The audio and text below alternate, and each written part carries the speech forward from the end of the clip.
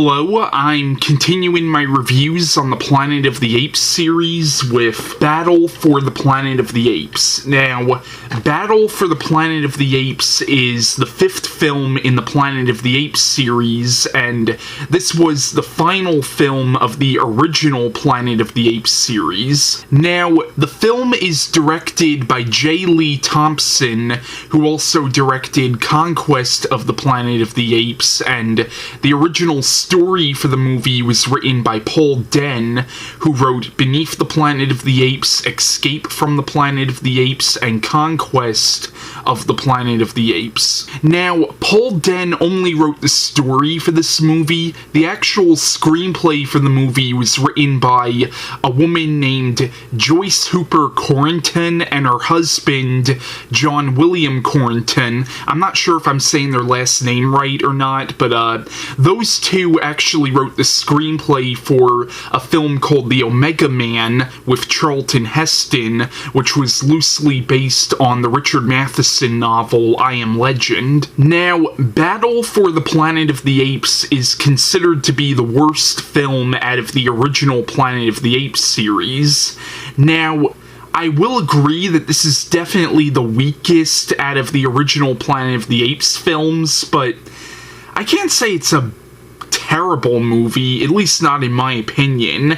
I mean, it's not great, but I don't think it's bad either. Like, to me, the film's okay. You know, I think the film starts out really, really good, but it kind of starts to fall apart by the final act of the movie, but overall, I don't think it's a bad film by any means. Now, to the best of my knowledge, I believe there are two versions of this movie. There's the original version, and then there's an extended edition. I've only seen the original version of it, or at least I believe this VHS tape I have is the original version. I've never seen the extended edition, but from what I heard the extended edition is considered to be better, but I've never seen the extended edition. I've only seen the original version of the movie. Now, the plot of Battle for the Planet of the Apes is it takes place years and years after the events of Conquest of the Planet of the Apes. Now, in Conquest of the Planet of the Apes, Caesar led a rebellion against the humans, and in this movie you realize that rebellion became all-out war, which eventually became nuclear war.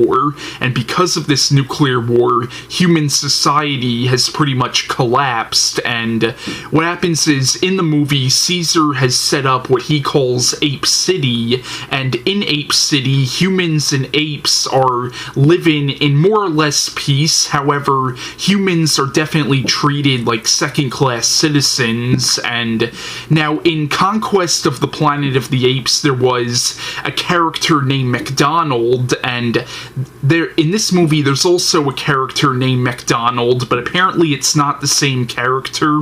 Apparently, the McDowall that shows up in this movie is actually the brother of the McDowall from the previous film.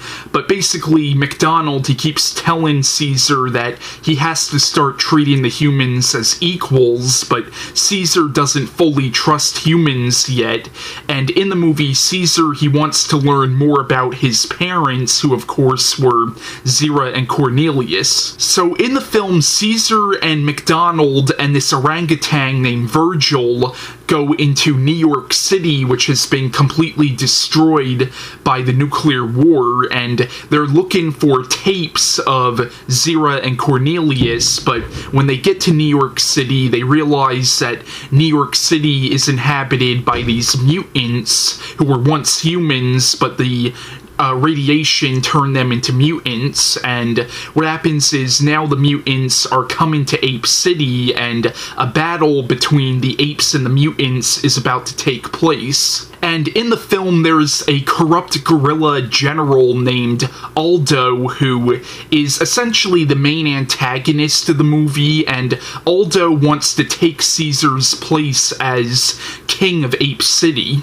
Now, I think Battle for the Planet of the Apes is an alright movie. I certainly don't think it's a bad movie by any means. However, I do think it's definitely the weakest out of the original series, especially if you compare it to Conquest of the Planet of the Apes, which I actually consider to be the best Planet of the Apes sequel, and it's my personal favorite Planet of the Apes film. But this film is definitely lackadaisical compared to that movie.